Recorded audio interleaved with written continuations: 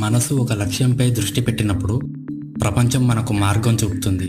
కానీ ఒకసారి దారి తప్పితే చిన్న చిన్న డిస్ట్రాక్షన్లు మన కళ్ళల్ని నెమ్మదిగా మింగేస్తాయి. సరే రేపు మొదలు పెడతా అనుకున్న ప్రతిరోజు మన గమ్యం ఇంకో అడుగు దూరం అవుతుంది. సోషల్ మీడియా, అపరిమిత ఫోన్ స్క్రోల్, పనిలేని మాటలు ఇవన్నీ మన సమయాన్ని దోచుకుంటాయి.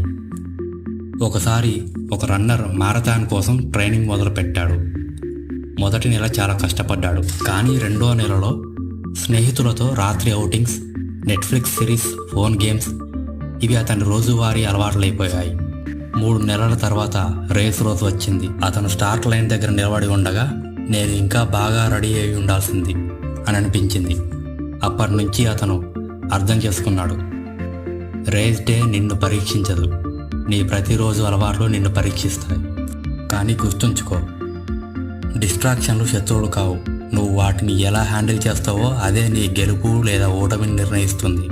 మళ్ళీ మొదలు పెట్టడానికి సరైన సమయం కోసం ఎదురు చూడకు. ఇప్పుడే మొదలుపెట్టు.